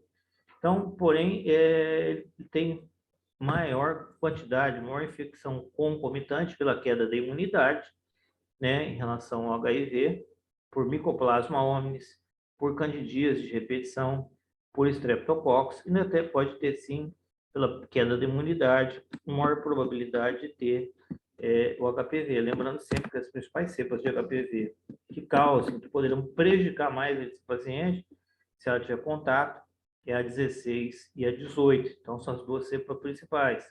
Embora o 6 e o 11 também causem, mas em menor incidência. Depois você tem o 33, o 45. E existem vacinas polivalentes ou bivalentes, que é dado pelo Ministério de Saúde para jovens até 14 anos. Existe uma que tem 9 sorotipos, é a monovalente, é vendida na rede privada e fornece, né, proteção como agente cruzado para outros tipos de HPV. Tá? Então, a vacina é para 14 anos, tem bivalente e quadrivalente. Lembrar sempre que é 16 e 18, não tem como errar em prova, né? A patogênese, de maneira geral, da doença inflamatória pélvica e dos órgãos genitais superiores, tem um vetor que eu já disse para vocês lá atrás, que é o espermatozoide. Então a bactéria não tem flagelo, mas esse aqui tem sim flagelo, ele movimenta. Então ele vai funcionar como vetor e vai levar a bactéria lá para cima. A tricomonas também tem flagelo, sabe? A tricomonas vai pegar a bactéria e vai causar uma endometrite, vai fazer um grande problema. Ou no período menstrual, se esse paciente tiver algum micro-organismo que possa acarretar uma doença inflamatória pélvica pela própria contração da musculatura uterina, ele faz um mecanismo de sucção, a cervix aberta, vai puxar esse micro-organismo como se fosse uma bomba, né? Aquilo faz um mecanismo de sucção e leva esses micro-organismos via ascendente. Pode acontecer, não necessariamente, mas pode acontecer. Aqui, de novo, aquela imagem que estava no início, onde apareceu a Neisseria, a imagem amarelada e purulenta. Aqui, uma grande quantidade de secreção saindo do canal cervical, pegando praticamente toda a parede aí, ó, fundo de saco posterior, região anterior, lateral. Então, geralmente a gente vê isso no ambulatório. Nem sempre é amarelo, pode ser branco, às vezes é outra coisa. Isso aí está parecendo mais uma cândida do que uma Neisseria. A toda dele da parede parece, se bem que tem umas bolhas aqui em cima, mas parece cândida, né? E não Neisseria, mas o mais comum é Neisseria. As terminologias das infecções. Quando eu acometo o endométrio, passou por aqui, eu vou pegar o endométrio e tem uma endometrite. Quando ela vai para a trompa, eu tenho uma salpingite. Se eu pegar o ovário, eu vou ter uma salpingo-oforite. Então, eu tenho uma salpingite associada ao abscesso tubo-ovariano, né? Então, eu tenho uma salpingo-oforite, inflamou aqui. Posso ter uma anexite que eu peguei o anexo todo. Posso ter uma parametrite? Sim, pegou os ligamentos aqui embaixo. Então, pegou aqui o ligamento uterovárico e pode pegar os ligamentos aqui embaixo. Então, eu posso ter uma parametrite, além do próprio abscesso tubo-ovariano que eu acabei de falar aqui. Uma pelve peritonítica nessa parte da pelve, então, cheio de bactéria aqui, pus. E uma perihepatite, que é a lesão em corda e violino causada pela clamídia, que é a Symphysis hudskirtis, tá? Então, o que a paciente tem? Dor. Tratamento de antibiótico terapia, em último caso, laparotomia para lavar essa cavidade. A fisiopatologia. Os micro-organismos vão ascender pelo trato genital. Eu falei que tem um mecanismo de sucção. Então, nesse período, além disso, eu tenho diminuição dos lactobacilos que protegem. Tem a sucção ainda, mecanismo de sucção, pela própria contração e pela diminuição do pH, né, nesse período aqui. Então, tem a abertura do colo, tem maior fluidez, vocês viram que o colo estava aberto na fotografia anterior. O muco cervical tem uma ação estrogênica, ele tem uma baixa ação estrogênica nessa fase. Eu tenho a sucção do conteúdo para a cavidade uterina e os micro-organismos estão aqui esperando, só cair a imunidade, diminuir o pH, pegar carona com um outro micro-organismo fragilado que possa vir aqui e diminuição do lactobacilo que protege. Então, ele vai ter um mecanismo de sucção e ó, vai ganhar isso aqui e vai levar a um predomínio de doença inflamatória pélvica. E aqui, nessa fase, eu tenho uma quebra na barreira, porque eu tenho diminuição de lactobacilo, então vou ter um pH mais básico, facilitando a passagem desse micro-organismo. Está acabando já a aula, tá, gente? Tá, sei que está longa, mas já tem uns 4, 5 slides, acho que termina. A fisiopatologia, então, pela clamídia, pela Neisseria, o principal é a clamídia, depois a Neisseria, vai causar um mecanismo de ascensão e de inflamação canalicular, vai vir para cá, ó, e levando a uma endometrite. Quando você toca o colo, vai ter dor, a mobilização do colo, geralmente a dor é baixa, sensação de peso, e às vezes a paciente tem febrícula, não tem febre ainda, mas quando se tem abscesso tubo-ovariano, tem bastante dor, febre. Quando ela vem para a trompa, ela vai causar uma estenose, vai diminuir as fímbrias, é um fator de risco, a trompa inflamada para a parênese ectópica, então tem dor intensa, né, por essa reação inflamatória, a palpação nos anexos aqui, então pode fazer toque combinado, toca e mobiliza. Mobiliza, pronto, eu vou jogar para cá. Se eu mobilizei, isso aqui tende a deslocar, e a paciente vai ter dor. Vai formar aderência e dor pélvica crônica, ela vai ter dor pélvica crônica, micro-organismo ali. E oclusão do lumen tubário por trás, você diminuir aqui, ó, pode ver que está estreito. O que ela pode ter se ela vir a ficar grávida? Então, parênese ectópica, que é aquela fetinha vai desenvolver aqui nessa região, 7, 8 semanas, se não for diagnosticado, vai romper e vai ter uma hemorragia abdominal aqui, em consequência da obstrução desse lumen tubário.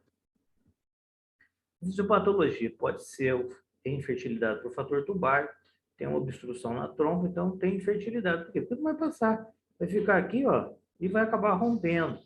Então, vai levar uma parênese ectópica. Ah, mas não teve parênese ectópica. Tudo bem.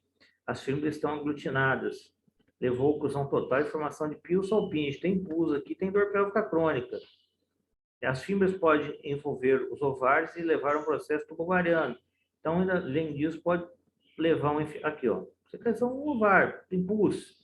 O ovário vai ficar hipofuncionante e com o tempo pode ser que seja necessário, ó, ressecar esse tecido. Ah, mas eu quero saber, então, se eu tive esse problema, porque eu já tratei com antibiótico, tive febre, estou casado há 5 anos, o meu marido já tem 2 filhos, por exemplo, e como é que eu faço? Existe um exame chamado esterossalpingografia, que ingesta-se um contraste pelo canal cervical e o contraste passa. Então, ele chegou aqui, ó, parou.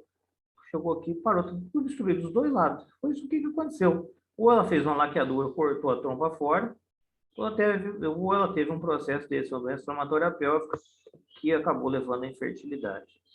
O nome do exame é esterossalpingografia. É um raio-x contrastado das trompas. Se não passou, prova de COT, escreve COT com 2T, negativo, obstrução tubária. Ah, a senhora não vai ficar grávida não, é fator tubário. Está tudo obstruído, olha o exame aqui. Aqui é contraste tem que passar. Aí se o contraste passar, não tem nada na trompa, tem que investigar outras causas. Então, ó, o processo infeccioso pode progredir em direção à cavidade peritoneal. Olha o estrago que fez nesse ovário aqui, ó. Virou até esterectomia. Perdeu uma parte de cá, parte de cá. Quem teve que fazer uma esterectomia total? O exudado extravasou na cavidade peritoneal, abscesso em fundo de saco de Douglas e alça intestinal, irritação peritoneal e subdiafragmática. Aqui nessa aqui, o ideal seria que o contraste atravessasse aqui, você veria todo branco. Acho que tivesse mais imagens, não tem, acho que eu tenho uma. Aí você vê tudo branquinho aqui, ó. Então a trompa tá boa, tá pérvia. Do outro lado, idem, passou para cá branquinho. Só que aqui não, aqui ele parou, todo destruído, tá? Aqui uma lesão em corda de violino, um abscesso da superfície hepática, é chamado de Sinusitis ou Fitzsimmons Curtis. Na fase aguda tem um exudado na cápsula de Gleason. Na fase crônica, essas aderências entre a cápsula hepática e a parede abdominal vai levar uma dor do hipocôndrio direito. Então, pode ser vista em imagem videolaparoscópica, como é o nosso caso aqui, né? Ou imagem por videolaparotomia. O ultrassom, dá para ver? O ultrassom, sim, dá para ter uma ideia, ver a vesícula. Tem aderência abdominal, aí por algum motivo tem aderência. Ele pode afirmar que é por dito? Não, ele não sabe o que aconteceu anteriormente, mas o paciente tem dor em hipocôndrio direito, geralmente adere à cápsula hepática, ao diafragma, e forma essas lesões aqui, que a gente fala em corda de violino. Aqui está vermelhinho, bonitinho, mas a gente vê em fase aguda, isso aqui fica tudo branco. A gente retira isso com a mão, tá? E tem que tomar cuidado para não perfurar o intestino da paciente, porque ele cerose, fica branco, tudo aqui, ele vai soltando, vai ficando friável. Quadro clínico: febre acima de 38 graus, dor à palpação e descompressão brusca embaixo do ventre, dor à palpação e imobilização no colo e toque nos anexos, então é chamado grito de Douglas, né? Dor à palpação, massa anexial, abscesso tubovariano, alveolamento do fundo de saco, porque tem pus, tem abscesso ali na parte posterior do fundo de saco. Presença de secreção saindo, passa um especo pelo canal cervical, vai ter uma leucorreia amarelada geralmente, e o colo geralmente é friável, sangra fácil. Qualquer coisa que você colocar, ele fica soltando pedaço. Então está friável. Por quê? Porque tem infecção ali. Além disso, ela tem febre. Pode ter sangramento anormal, pode ter pós-relação, a secreção é mucopurulenta, tem disúria, dispareunia, por irritação do nervo frênico, pode levar náusea, fome e perda do apetite. Pode sim, dor em pulmão direito, dor em andar a nível superior, quando em fase muito avançada, dor pélvica, dor lombosacral e peritonite. Por isso que às vezes, no quadro de peritonite, é necessário fazer uma videolaparoscopia ou uma laparotomia. Aqui novamente, ascensão da bactéria, já está repetindo tudo que a gente já viu, né? Vai subir e vai acometer o endométrio, a trompa, acometeu o endométrio, acometeu a trompa, acometeu o ovário, fez o abscesso ovariano ou tubo ovariano, diminuiu a luz, levando a fator tubário, levando uma parametrite, Primeiro, começa com uma endometrite, salpingite e uma parametrite. Abscesso tubovariano, o agente etiológico mais comum é a Neisseria e a clamídia, igual eu disse para vocês. E, às vezes, pode ser superficial ou pode ser um quadro grave. Aqui, uma imagem vídeo laparoscópio, outro visto por cima. Anteriormente, você tem a bexiga aqui atrás. Deixa eu ver se dá para puxar aqui, não dá para ver. Aqui, ó. Aqui atrás está a bexiga, o útero visto de cima, a trompa, o ovário aqui aumentar de volume por um abscesso ovariano, ligamento redondo a gente não consegue ver. Do lado de cá, o ovário quase que nem aparece, é pequenininho, mas a paciente tem dor. Quando você toca lá, fundo saco posterior, aqui a gente não está vendo pus, mas você mobiliza, porque está aumentado de volume, está inflamado, se eu mobilizar, puxar o colo para cá, isso aqui vai deslocar. E aí ela vai ter dor aonde? A região daquele anexo. O direito ou o esquerdo. Nesse caso meu aqui, é o anexo esquerdo, para aumentar de volume. Como é que você sabe? Pela posição da fotografia. Aqui eu não posso afirmar para vocês, mas parece que é uma prenhez ectópica íntegra. O paciente tinha dor, fez sonoporoscopia, tem um fetinho aqui dentro. O que vai ter que fazer? Abrir isso aqui e retirar o feto, misturar de novo. Não precisa tirar a trompa. Ah, eu quero retirar a trompa inteira. Pinça aqui e corta. Retira essa parte aqui, tá? Então, é uma prenhez ectópica íntegra nesse caso.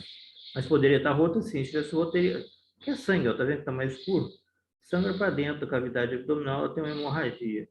Já tem sangue aqui, mas o sangue que caiu quando abriram. Porque isso aqui é uma pinça de videolaparoscopia. Ah, como é que você sabe que é de vidro? Por causa da pinça que está aqui, ó. E tem uma outra aqui embaixo levantando a trompa, possivelmente para ressecar isso aqui. Dor à palpação. Dor em pulmão direito. Essa foto não deveria estar aí. Aqui, realizando-se um preventivo. Novamente, repetindo as imagens, né, como é que fica. Tudo aumentar de volume por um processo inflamatório. Aí, no caso que eu tenho uma hidrossalpinge associado a um abscesso, que tem aderência e pus aqui, ó.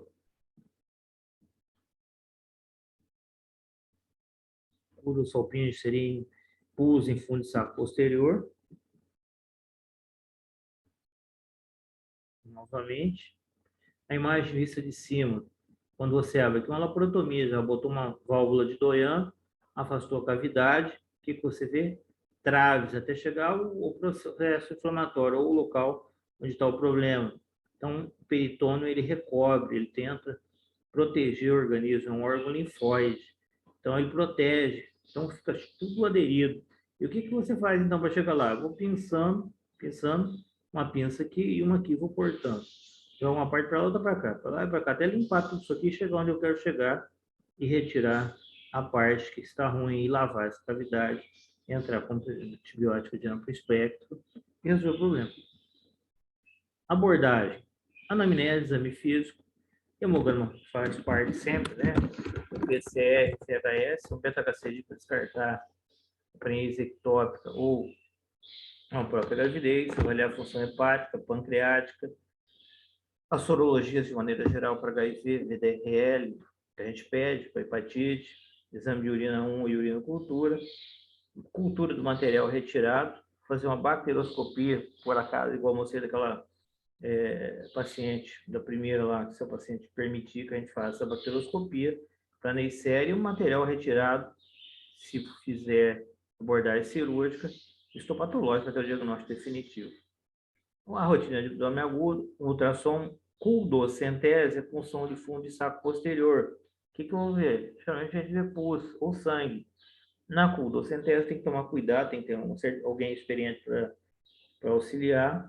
Cuidado em perfurar a alça intestinal. Hoje em dia a gente quase não faz mais culdocentese. Tem tomografia, ressonância, ultrassonografia, esteroscopia.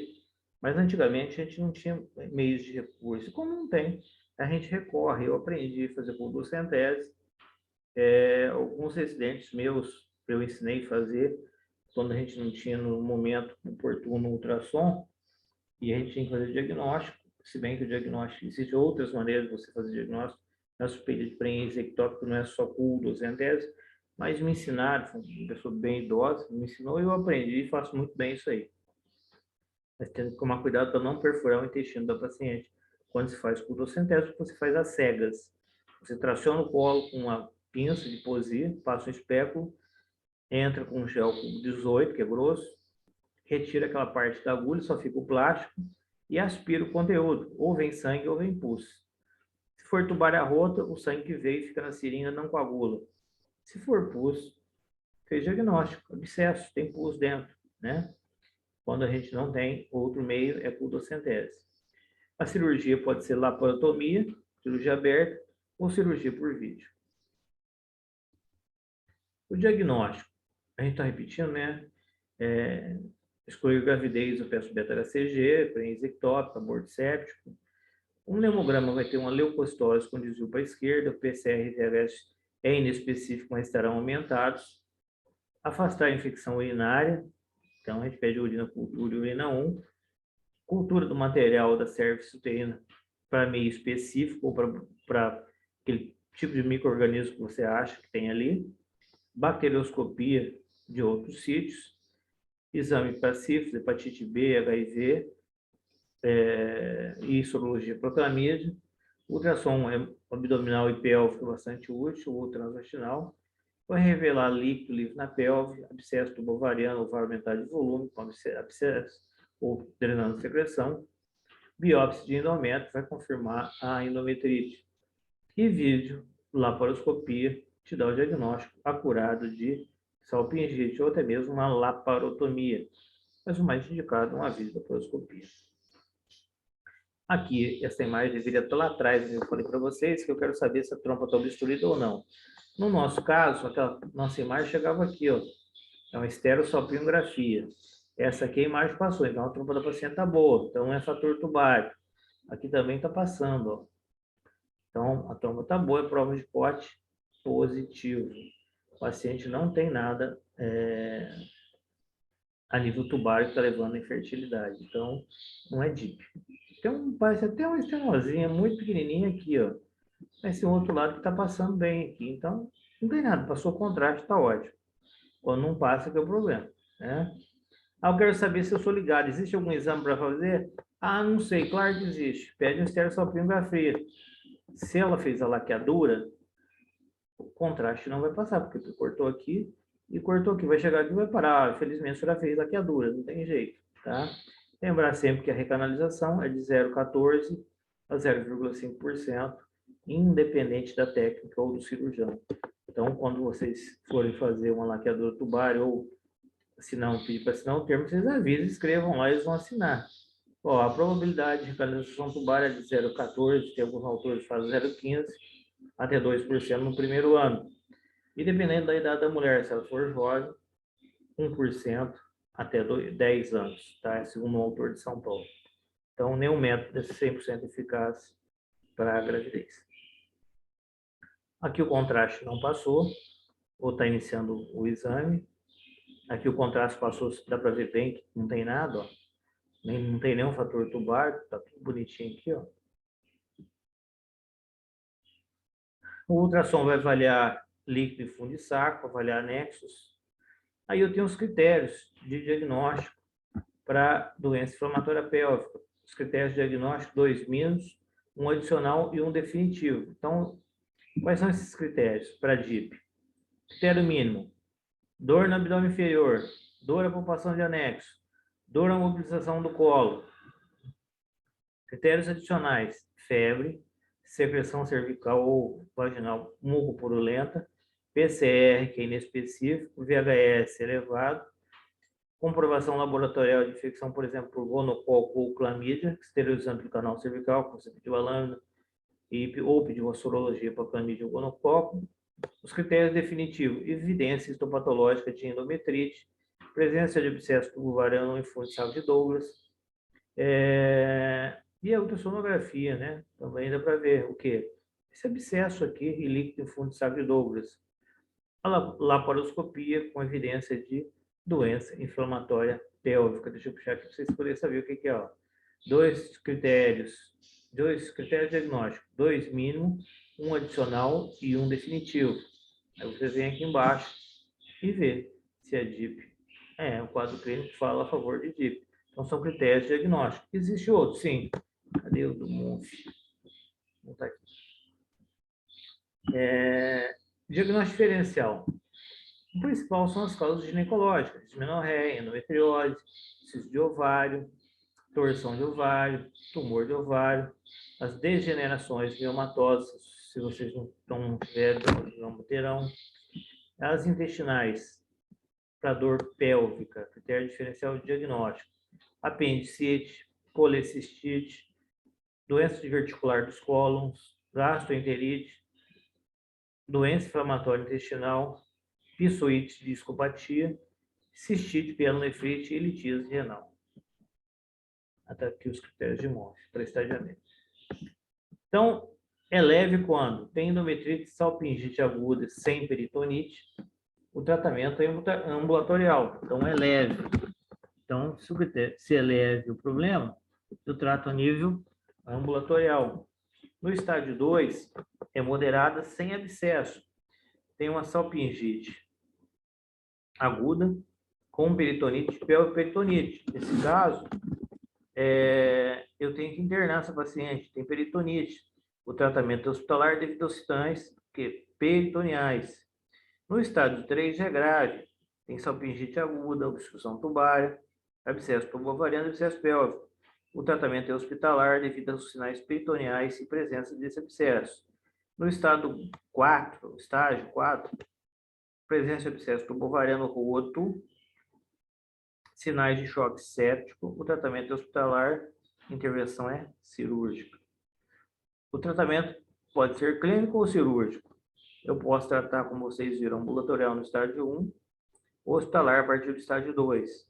O cirúrgico compõe, além de antibiótico terapia, uma colpotomia, que é abertura no fundo de saco posterior, a videolaparoscopia ou a laparotomia, que é a cirurgia aberta.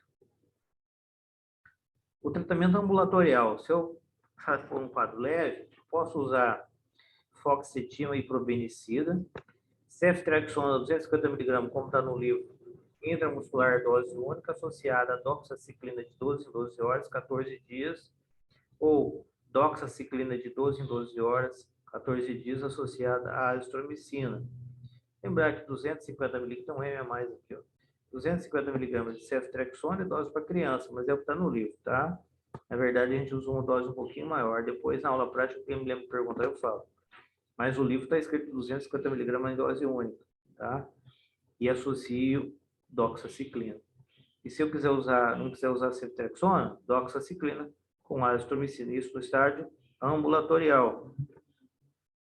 No esquema 2, para ambulatório, o fluoxacino de 400 de 12 12, 14 dias, associo a clindamicina via oral 300 mg, 2 comprimidos de 8 em 8 horas, seriam 600 mg, ou metronidazol, 4 comprimidos, que cada comprimido tem 250 mg, de 12 em 12, 14 dias. Lembrar que ele é hepatotóxico. No nível hospitalar, a gente vai fazer a medicação venosa, cefoxitina, doxaciclina, metronidazol, e esse metronidazol aqui é IV, tá, gente? É um frasco de 12 em 12 horas, 14 dias. Aqui é 2 gramas IV de 12 em 12, 2 gramas IV de 6 em 6. Aqui é doxaciclina via oral.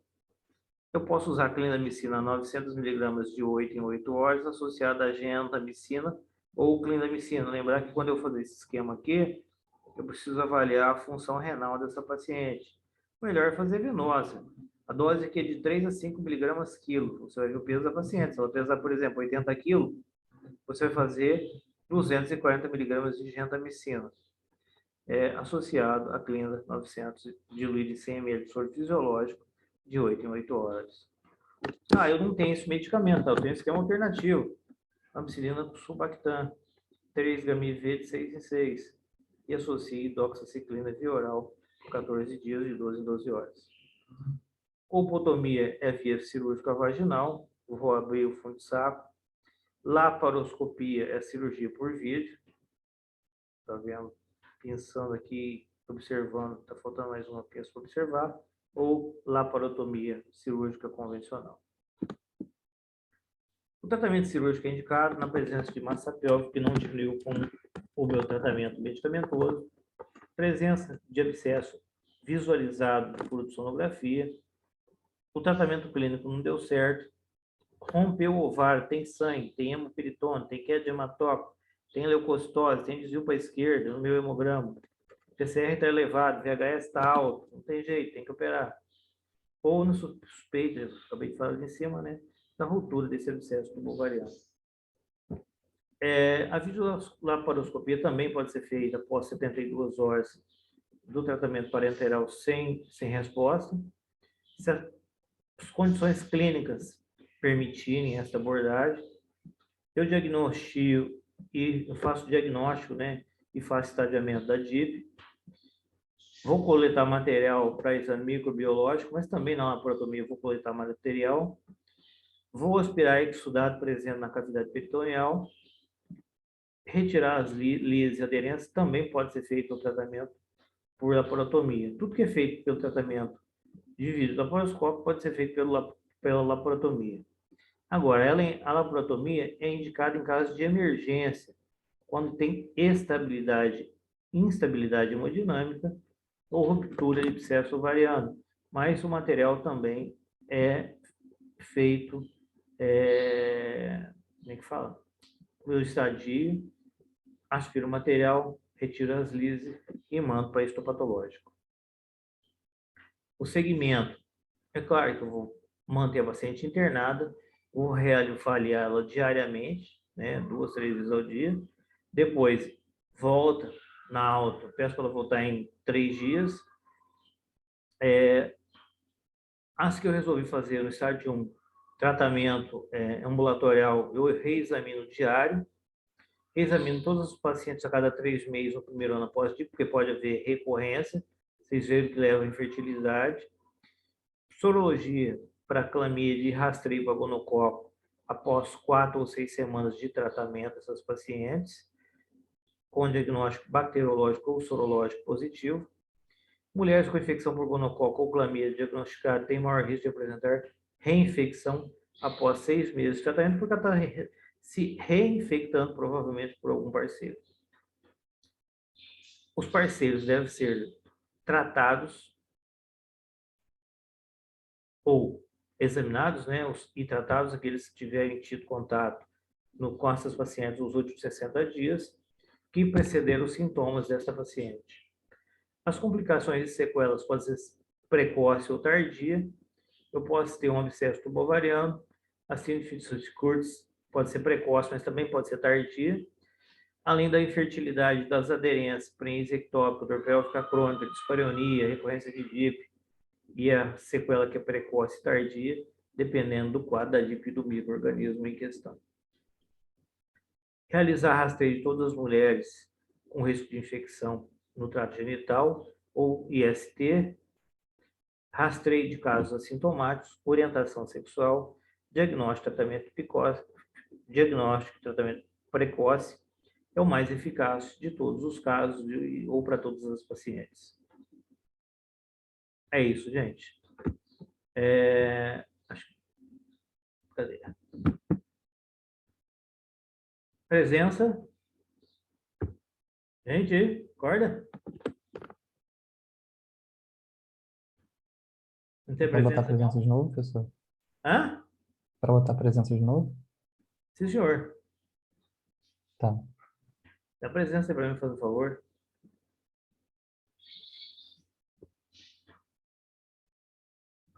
Você não dá presença. Deve estar aqui do lado. Pausa, gravação, interromper, compartilhar som, otimizar vídeo.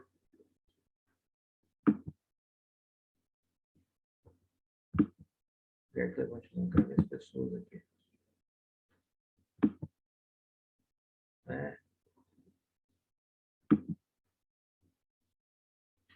Tá gravando. Tá, eu sei. Voltou. Tô querendo ver onde está aqui. Sala simultânea, não.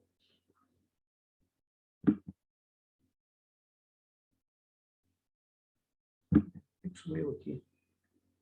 Ocultar reunião, compartilhar som. Ah, já sei.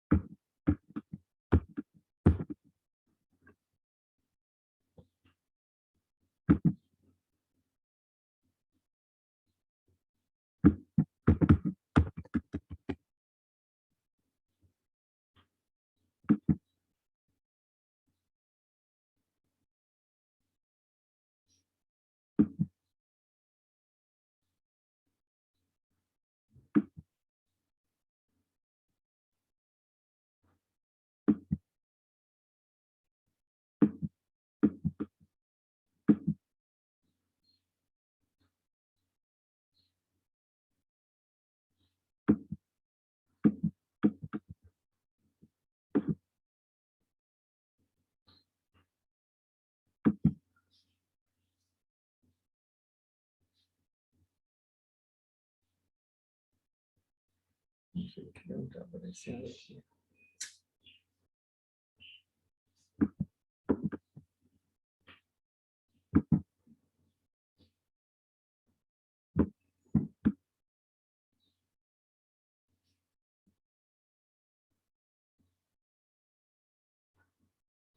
Participantes de 31, 21.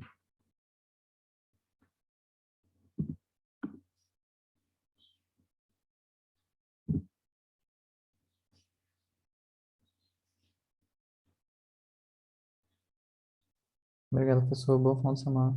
Igualmente para vocês aí.